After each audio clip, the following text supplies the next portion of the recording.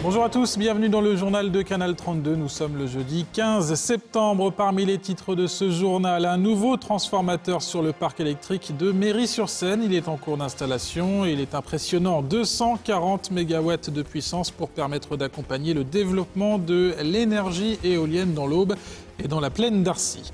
Un spectacle pour permettre aux jeunes des quartiers de s'échapper de leur quotidien. Le logeur social 3 Habitat a proposé cette semaine à ses locataires des quartiers de l'agglomération troyenne du cirque aérien.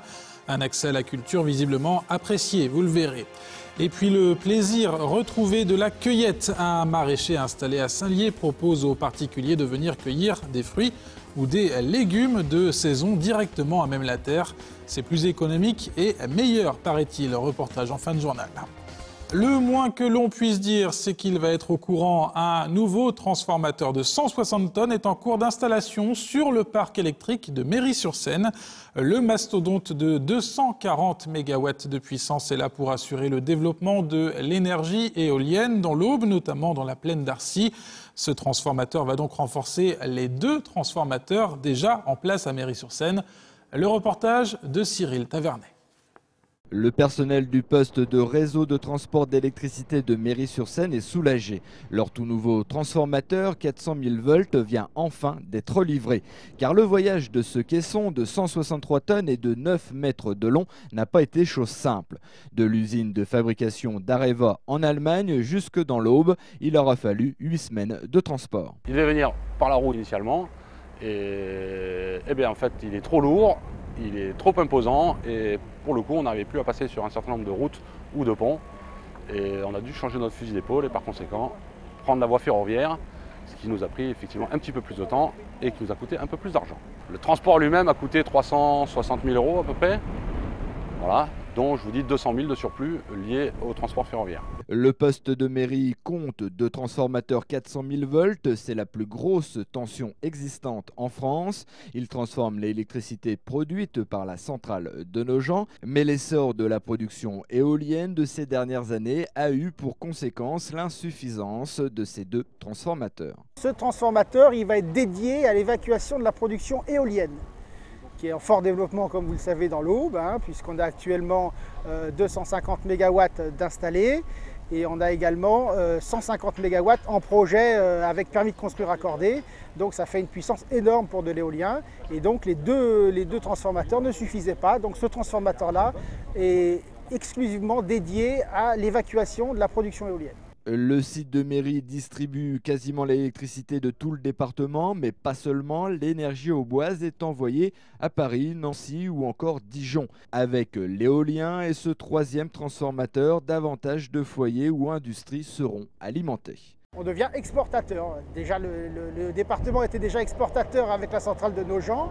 Maintenant, il est encore plus exportateur avec toutes les éoliennes qui se raccordent sur le réseau. La mise en service industrielle de ce transformateur est prévue dans 2 mois, le temps de son installation et des essais de fonctionnement. Selon le directeur de projet, si l'éolien continue de se développer dans le département, il est fort probable qu'un 4e transformateur fasse son apparition. Un colloque sur les fibres naturelles et les biomatériaux dans le grand amphithéâtre de l'UTT aujourd'hui. 200 acteurs de la filière, mais aussi des industriels et des chercheurs se sont retrouvés. L'occasion de faire le point sur les derniers développements concernant l'utilisation des fibres de lin ou de chanvre dans les domaines du bâtiment, de l'automobile ou de l'emballage. Le secteur est en plein développement, notamment dans le département. Écoutez Benoît Savoura, président de Fibre Recherche et Développement, une entreprise basée à Troyes. Il y a un intérêt de plus en plus grandissant de l'utilisation des fibres végétales dans les composites et des composites biosourcés où il y a des applications de plus en plus importantes. Le département de l'Aube est le principal bassin de production du chanvre en Europe, puisque nous représentons à peu près 40% du chanvre produit en Europe. Ce chanvre est essentiellement utilisé aujourd'hui dans les domaines papetiers. L'orientation qui est prise aujourd'hui, bien évidemment, ce sera de pouvoir augmenter les surfaces de production de chanvre pour ces usages autres que papetiers. Et on espère pouvoir faire venir des entreprises qui utiliseraient ces matières et développeraient un peu le tissu industriel départemental. Le cirque aérien au service de l'accès à la culture pour les jeunes des quartiers. Le logeur social 3 Habitat a proposé à ses locataires et à ses partenaires cette semaine un spectacle baptisé Son en hauteur au complexe Henri Terré. Un rendez-vous artistique et festif qui a permis de voir autre chose que le quotidien des quartiers dits défavorisés. Cyril Tavernet a assisté à la représentation. Un funambule sur un fil à 12 mètres de hauteur, des artistes de rue exécutant des numéros de cerceau aérien, les 400 enfants des locataires du bailleur organisateur de cet après-midi festive n'ont pas raté une miette du spectacle. L'idée, les inviter à sortir de leur quartier situé autour de Troyes. C'est histoire d'apporter une animation dans ces quartiers. Permettre à des enfants qui n'ont peut-être pas le loisir tous les jours de voir un spectacle de rue. Pour les artistes, se produire dans la rue ou ici en plein air sur un parking du parc Henri Terré, c'est permettre à ses habitants de quartier d'accéder à la culture. D'une part, on fabrique le nouveau public à venir. Et d'autre part, c'est vrai que le fait d'être dans un vrai travail de proximité dans la rue comme on le fait, nous permet d'être en contact direct avec eux et ils ont une autre notion. On a toujours essayé, nous, les Tréteaux du Cœur Volant, de dédramatiser le rôle de l'artiste et de le sortir de son contexte de personnage complètement à part.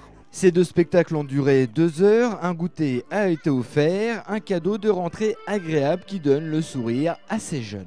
Ça permet aussi de pouvoir un petit peu se défouler en dehors du quartier. Parce qu'on voit pas ça en vrai, quoi. On voit quelquefois la télé, mais pas là vraiment. Voilà. Ça change, ça nous change d'air un peu au lieu de rester au quartier à rien faire ou à rester chez nous. Donc ça nous sort un peu et ça fait du bien, quoi.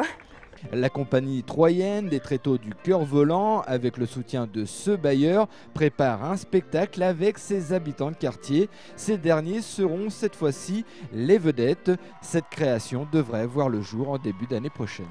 Du spectacle, on en attend également demain soir au stade du Roudourou pour la 7e journée de Ligue 2. Les Stacks se déplacent à Guingamp, un match qui doit permettre de confirmer le bon début de saison. Les joueurs de Jean-Marc Furlan sont actuellement 6e du classement. Les Guingampais, eux, sont 14e. Un match pour lequel Jean-Marc Furlan pourra compter sur les retours de blessures et de suspensions. Djibril Sidibé, Sébastien Grax, Eloge Nzayamissi et Xavier Thiago pourraient revenir dans l'équipe de départ. Jean-Marc Furlan est au micro de Jonathan Boisset. Pour lui, les joueurs ne doivent pas trop penser au derby à venir, mardi prochain contre Sedan. Le match de Sedan est tellement particulier qu'avec les garçons, je me méfie. C'est lorsque vous êtes à Lyon ou à Saint-Étienne, lorsque vous approchez du derby, à Lille, Lens, souvent le match qui précède, il peut être perturbé par le derby parce que les joueurs ont ça dans la tête. Et ici, ça vaut aussi puisque les joueurs savent qu'il y a, ils savent qu'il y a toujours les derbys, Sedan, Auxerre, Reims. Et donc, je me méfie de leur comportement 3 jours avant le derby contre Sedan. Il est possible qu'ils aient déjà la tête à Sedan, ce qui ne me plairait pas du tout. Mais j'ai confiance, je pense qu'on va voir ce qui se passe. Toujours est-il qu'on a, sur le plan comptable, on a passé les 6 premiers matchs comme je ne l'imaginais pas. Et coup d'envoi de cette rencontre ce vendredi, donc à 20h au stade du Roudourou à Guingamp.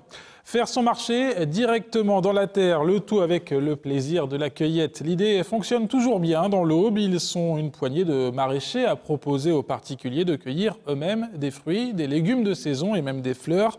Parmi ces producteurs, le jardin de la Perrière à Saint-Lié. Vous avez jusqu'à la fin octobre pour vous transformer le temps d'une cueillette en Nicolas le jardinier. Comment ça marche et quel est le but d'une telle démarche? La réponse avec ce reportage de Jonathan Boisset. 2 salades, on a pris quelques tomates, un concombre, et puis on va aller voir là-bas ce qu'il y a encore comme légumes à prendre. Des fruits et légumes à cueillir soi-même, c'est ce que propose depuis 16 ans le jardin de la Perrière. L'idée est de permettre aux clients de choisir son produit directement à l'exploitation. L'idée de la cueillette est partie de mon père il y a une vingtaine d'années qui déjà proposait des fruits et légumes en libre cueillette chez lui. Pour nous, c'est en fait un gain de temps, puisque déjà on n'a pas besoin de beaucoup de personnel. Ils voient notre façon de travailler, puisque nous, tous les jours, on est là à côté d'eux, on organise notre travail. La saison de cueillette démarre au début du mois d'avril pour se terminer fin octobre.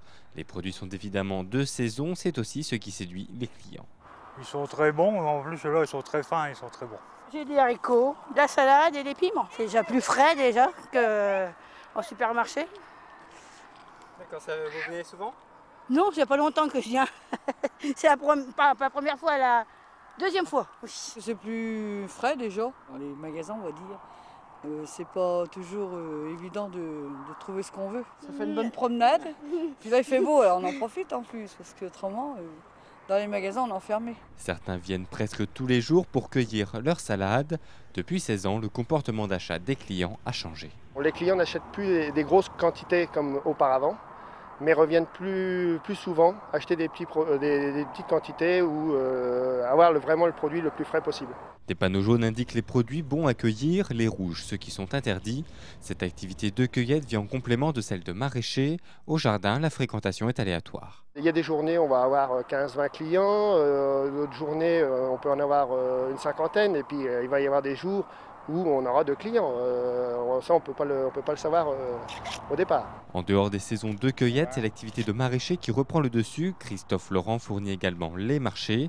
Mais la cueillette est le meilleur moyen pour les clients de choisir leurs produits. C'est la fin de cette édition. Merci de votre attention. Tout de suite, la météo. On se retrouve demain pour un nouveau JT. Bonne soirée à tous sur Canal 32.